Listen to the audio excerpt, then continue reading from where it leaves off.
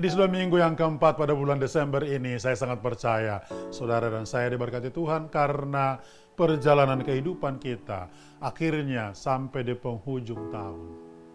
Patut kita bersyukur pada Tuhan dan patut kita menerima anugerah yang spesial daripada Tuhan. Saya berdoa memasuki tahun yang baru 2023. Saudara punya iman semakin kuat, Anda semakin bergairah dalam Tuhan, bahkan saudara juga didorong untuk terus bekerja semakin lebih lagi di hadapan Tuhan. Minggu yang keempat ini, tema firman Tuhan adalah kasih karunia Allah. Kasih karunia Allah. Injil Yohanes pasal yang pertama ayat 14 dikatakan, firman itu telah menjadi manusia dan diam di antara kita, dan kita telah melihat kemuliaannya, yaitu kemuliaan yang diberikan kepadanya sebagai anak tunggal Bapa, penuh kasih karunia dan kebenaran. Kasih karunia Allah sudah sekalian bicara tentang Yesus yang telah lahir ke muka bumi dan dia menjadi juru selamat bagi kita. Tentu bagi banyak orang saudara sekalian akan sulit diterima hal ini. Tetapi bagi orang percaya, orang Kristen, saya sangat yakin saudara mengerti dengan baik bahwa firman itu telah menjadi daging. Inilah sebetulnya adalah nubuatan para nabi, di mana Yesus telah lahir ke muka bumi ini menjadi juru selamat bagi kita. Ini adalah kasih anugerah ataupun kasih karunia Allah yang sesungguhnya.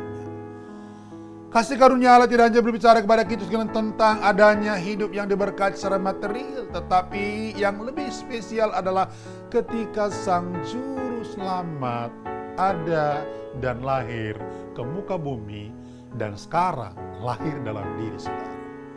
Maka mari kita bersyukur kepada Tuhan karena Dia telah hadir sebagai Juru Selamat dalam diri kita bersama-sama.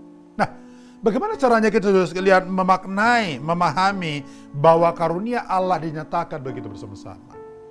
Bagaimana kita dapat mengerti, memahami kasih karunia itu dinyatakan bagi kita? Yang pertama, dengan mengerti bahwa Yesus telah dikirimkan bagi kita. Allah telah memberikan putranya yang tunggal bagi kita. Supaya apa? Setiap orang percaya padanya tidak binasa, tapi hidup kekal. Yohanes 3 ayat 16 dan 17. Bukankah ini saudara sekalian yang mengubah wajah dunia? Di mana orang-orang yang tidak punya pengharapan, orang-orang yang tidak punya masa depan dalam Kristus Yesus, ketika mereka terima sebagai Tuhan Juru Selamat, mereka mengalami bukan hanya keselamatan, tetapi juga mengalami hidup yang terus berkelimpahan di hadapan Tuhan sesuai dengan anugerah daripada Tuhan. Jadi saudara sekalian, kalau kita mau memaknai tentang kasih Allah yang dinyatakan, ya dengan memberi anaknya yang tunggal. Yang kedua, bagaimana Allah memberikan kasih karunia kepada kita, yaitu dengan memberi keselamatan kepada kita. Efesus pasal yang kedua ayat 8-9 berkata, karena kasih karunia kamu diselamatkan, itu bukan hasil usahamu, jangan ada orang yang membanggakan diri. Berarti, anugerah keselamatan inilah sebenarnya yang bisa menolong kita memahami kasih karunia Allah dalam diri kita. Dengarkan dengan baik. Alkitab berkata, semua manusia telah jatuh ke dalam dosa dan kehilangan kemuliaan Allah. Dan upah dosa adalah maut.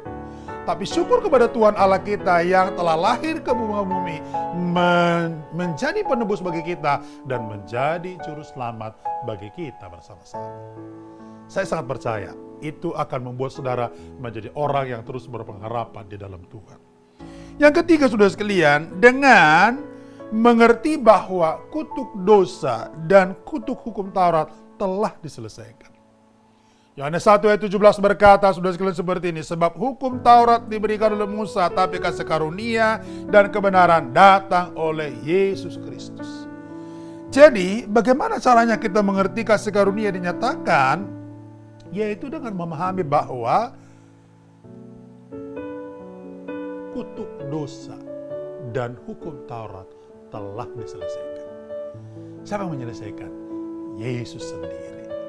Saya sangat percaya kalau kita mengerti bagian ini, saudara dan saya semua adalah orang-orang yang penuh dengan rahmat Tuhan dan terus akan menikmati kasih karunia dari kepada Allah. Selamat hari Minggu, Tuhan memberkati kita.